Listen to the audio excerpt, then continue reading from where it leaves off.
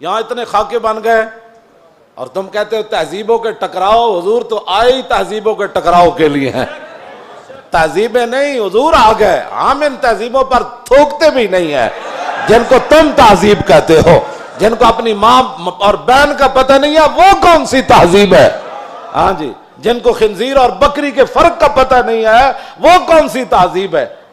بزدلو، جو دین کی ترجمانی نہیں ہوتی تو پھر ایسے لوگوں کو میدان میں لاؤ جو دین کی ترجمانی کر سکے. دین کے لبادے بھی اوڑے ہوئے اور جناب بڑے بڑے جبے اور دستاریں بھی تم نے پہنی ہوئی ہیں اور حضور کی عزت پر بات نہیں کر سکتے تم. اور تمہاری یہ عزتیں کس کے لیے ہیں؟ سنو، یہ سارے بہت سارے لوگوں کے مرید ہوتے ہیں اور میرے بارے میں پھر کہتے ہیں آپ نے ہمارے پیر کے بارے میں. میں تو پیر فقیر کے بارے میں بات کرتا ہی نہیں ہوں. داتا صاحب کتنے بڑے پیر ہیں. داتا صاحب نے پتہ ہے کیا لکھا؟ ولی کی ساری زندگی نبی کے ایک سانس کے برابر نہیں ہے.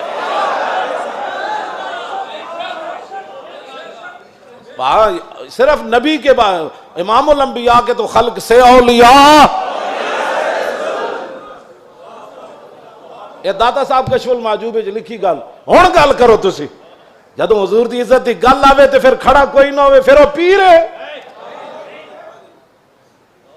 تے پھر اپنی جاناں بچائے تے اپنے جناب ادارے بچائے تے اپنے خانقاہاں بچائے.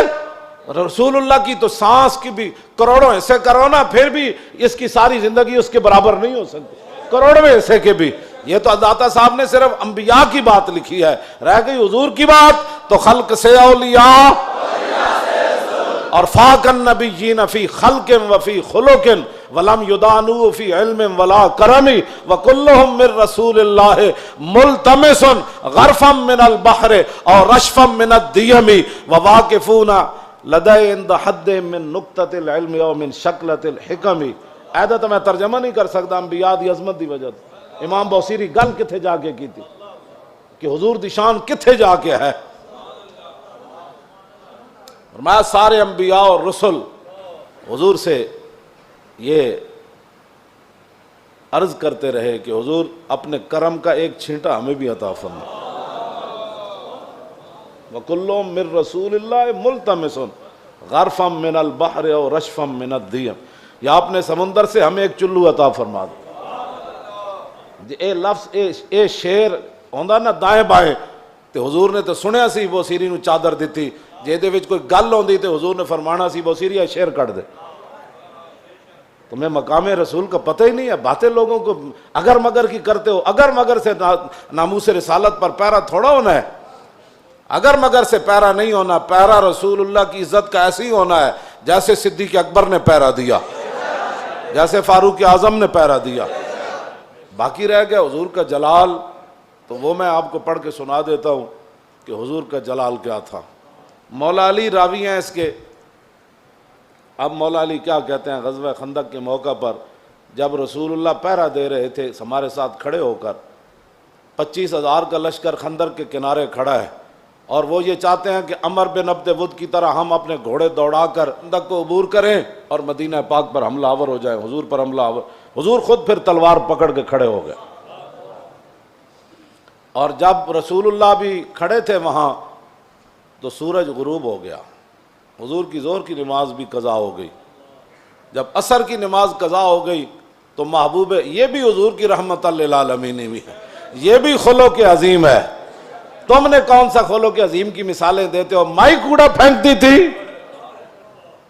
اور تم یہ باتیں لوگوں کو سکھاتے ہو فلاں کو معاف کر دیا. وہ حضور کا اپنا حق تھا معاف کیا. امتی کو حق نہیں بنتا کہ وہ حضور کی طرف سے خود منصف بن کے لوگوں کو معاف کرتا رہے. یہ قیامت کو فیصلے ہوں گے کہ رسول اللہ نے کس کو معاف کیا اور کس کو معاف نہیں فرمایا. ہم کون ہوتے ہیں حضور کے حق معاف کرنے والے؟ اب جب سورج غروب ہو گیا تو ذرا سنیں حضور کا دعائے جلال کیا تھی. یہ میں اس لیے سامنے پڑھ رہا ہوں تاکہ لوگوں کو پتہ چلے کہ بھائی جو ہم باتیں کرتے ہیں نا وہ غیرت والی باتیں لوگوں کو ہضم کیوں نہیں ہوتی. وہ چاہتے ہیں کہ فرانس حضور کے خاکے بھی بنائے اور ہم مذمت کر کے فارغ ہو جائیں،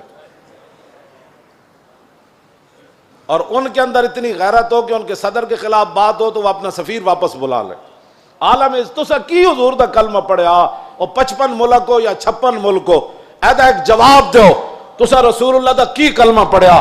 صرف انہیں اتنی گل کی تھی صدر دا دماغ خراب ہے، یہ صدر دا دماغ خراب ہے۔ اردگان اے گل کی تھی، انہوں نے غیرت آئی، انہوں نے اپنا سفیر بلا لیا تے رسول اللہ تے گھر دے بھی انہوں نے خاکے بنائے۔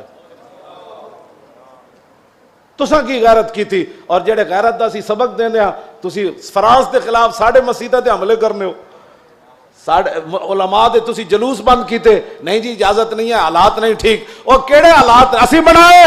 تساں بنائے حالات خراب، تساں یہود و نصارہ دی ایجنٹی کیتی، تساں چوڑی بار بھیجی اور تساں چوڑی بار بھیجی، اور پھر تم نے اس پر فخر بھی کیا، تم نے اس پر فخر بھی کیا۔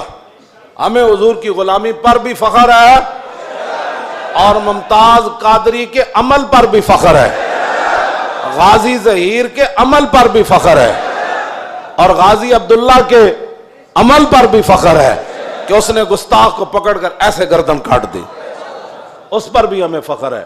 اور فرانس کے اندر جو کچھ مسلمان اپنی بساط کے مطابق گستاخان کے خلاف کر رہے ہیں، ہمیں اس پر بھی فخر ہے، ہمیں اس پر بھی فخر ہے، ہمیں اس پر فخر ہے، ہم ان کے ساتھ ہیں۔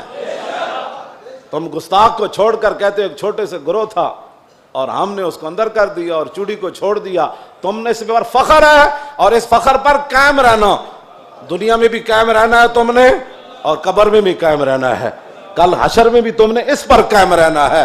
اور ہم دنیا میں بھی قائم کھڑے ہیں کہ ممتاز قادری کے ساتھ کھڑے ہیں، ہم تمام غازیان اسلام کے ساتھ کھڑے ہیں، ہاں جی تمام محافظان ناموس رسالت کے ساتھ کھڑے ہیں، ہمیں اس پر فخر ہے، اور ہم کل قبر کے اندر بھی ہمیں اس پر فخر ہے، اور کل قیامت والے دن تو پھر بات ہی رسول اللہ کی ہے۔ حضور کا جلال دیکھیں، حضور کا جلال دیکھیں، حضور نے کیا فرمایا جب سورج غروب ہو گیا تو ان علی، مولا علی کہتے ہیں ان رسول اللہ صلی اللہ علیہ وسلم قال یوم الخندق ملا اللہ بیوتہم وقبورہم نارا کما شغلونی عن الصلاۃ الوسطی حتی غابت الشمس۔ مولا علی فرماتے ہیں جب سورج بالکل قریب جا پہنچا اور غروب ہونے کے جب قریب ہوا تو حضور نے اس وقت کیا فرمایا؟ یا اللہ انہوں نے ہمیں عصر کی نماز نہیں پڑھنے دی، اب ان کا کیا علاج ہے؟ یا اللہ ان کے گھر بھی ان کی قبریں بھی آگ سے بھر دے۔ یہ بھی تو بتاؤ نا خلق عظیم، یہ بھی لوگوں کو بتاؤ۔ کہتے حضور نے یہ جملہ فرمایا ادھر سورج غروب ہو گئے، تو یہ بھی بتاؤ کہ رسول اللہ نے کیا بات فرمائی پھر اس موقع پر۔ یہ تم نے حدیثیں سنائی ہوتی نا تو کسی کافر کی جرت نہیں تھی کہ وہ حضور کے بارے میں بات کرتا۔